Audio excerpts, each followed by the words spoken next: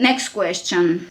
Nikki, I would love to know which poses help with specific emotional difficulties. For example, patience, tolerance, heart opening, letting go of fear, distrust, etc. I would like to connect my yoga practice to my emotional needs consciously. I know these things happen despite my awareness, but I'd still like to be educated. Yes, you answered actually your own question.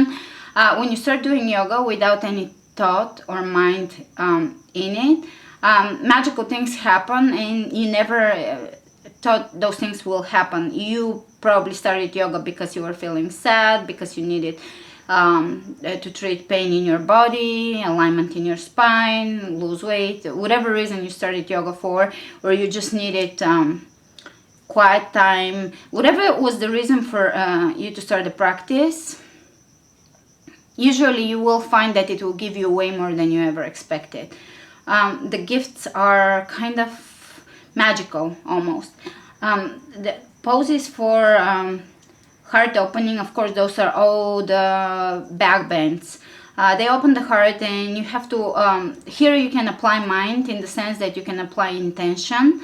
When you're opening, always feel that expansiveness and openness, and you can imagine light, or you can imagine color around your chakras, and you can always work with letting go, or even opening up to hope, or to excitement, to ecstatic feeling about life. I find that to be my best way to deal with emotion is when there is fear, or when there is grief, or any form of sadness. I want to tap to the ecstatic side of life, because we are both having to experience the earth with the polarity, or with the sadness. There is sadness on earth always, and there is this ecstatic feeling about being alive, about being in the sunlight, about a flowers blooming outside your door, like birds singing. Sometimes I'm next to a tree and I can feel the ecstatic feeling of nature,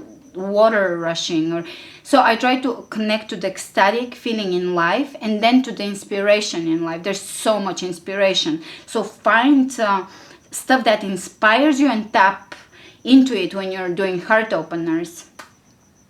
For me, what inspires me, I study astrology and knowledge and herbalism. So those things, when I go to study a deeper level of astrology, it's just my mind expands and it's ecstatic. My mind gets ecstatic. So that's my I get a lot of ecstatic emotion from learning.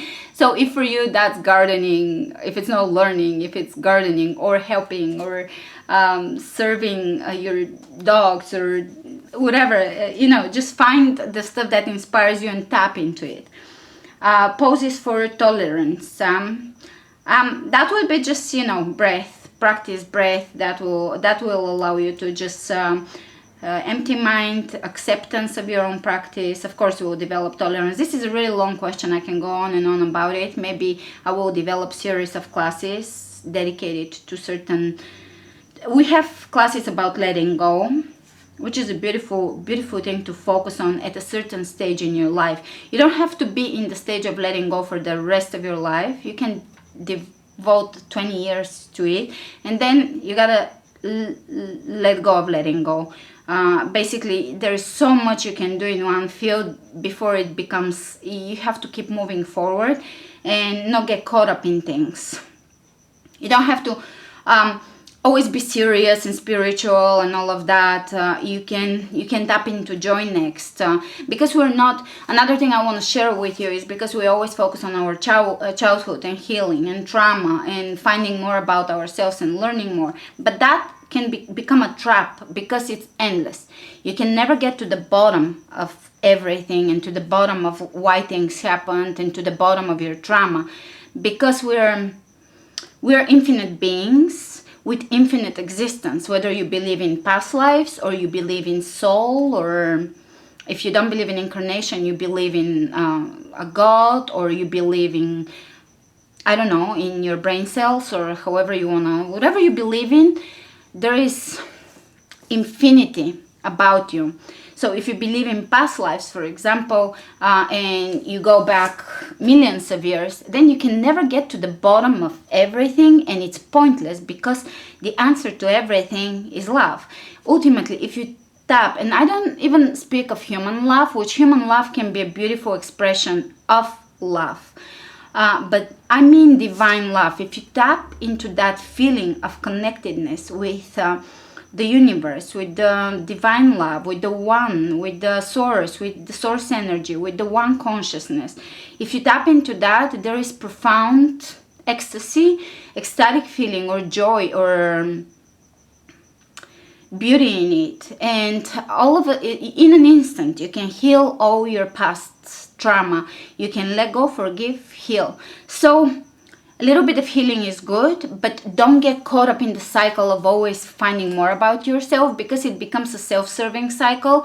You're always me, I'm healing my past, my trauma, and it becomes something that it's not allowing you to move forward. So heal as much as you can, and also let go, and just let it go, close the door. It's fine, you accept what it is, full acceptance, because that's another lesson. Letting go, acceptance. It's fine, it's okay. You don't have to know the answer to absolutely everything, consciously or cognitively, because you know the answers of everything here. And once you let go of here and you come here, everything makes sense without words, and healing happens. Healing can happen instantaneously. Also, you become less important. You as an ego becomes less important, and you as an infinite being and joyous being becomes more important. You as an ecstatic being, joyful being becomes more, you become that. So, and that is not, it's not that once you discover joy and ecstatic feeling, once you've tapped into it, that's it, you're set. No, it's, you can have a setback, and life is a constant flux.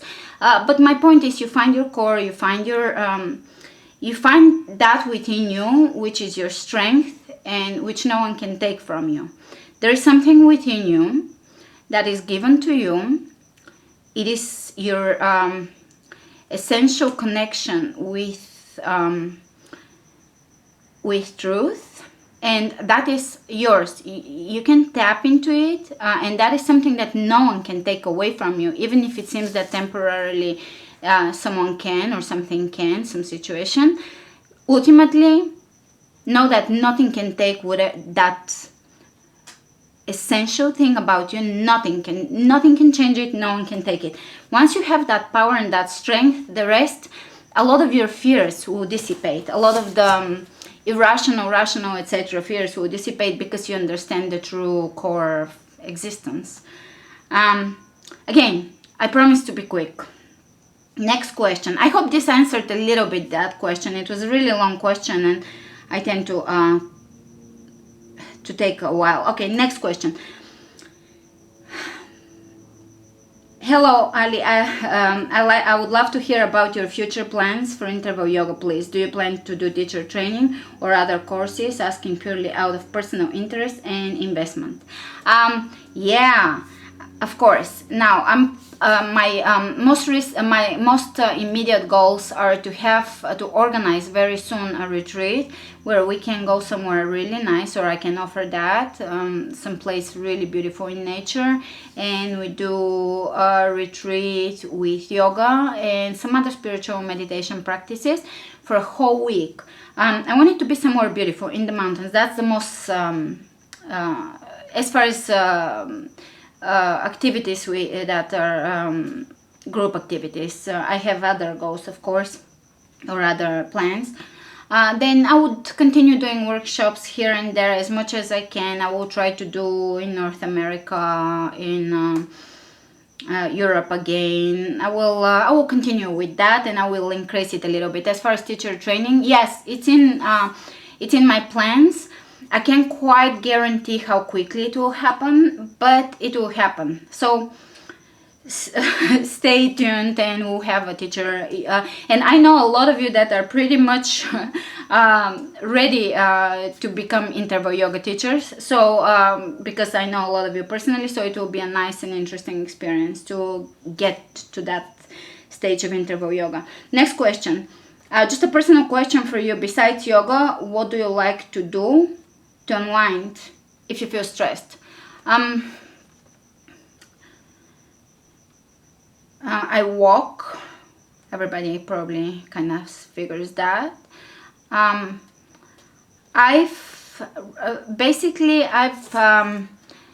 Lately what I've been doing, things always change, but lately what I've been doing is not allow myself to go into mind. There is no stress outside of here. Most things that stress us out are here. If you stop this and keep going back to this and your blessings, stress dissipates. So tapping into what you love about your life and not into the things that can potentially go wrong, that have gone wrong. Basically all the patterns that stress you out of fear, guilt, they're here. Once you find a way to stop that, stress dissipates, because you have to develop a way within yourself. I'm planning to do meditations on this and practices on this within the challenge also, and just healing yoga courses on this. It's been my focus for the last year. It's first of all finding ways to interrupt mental patterns. We fall into patterns which tend to we go back to the same pattern over and over. No matter what challenges we have in life, we fall back into mental patterns.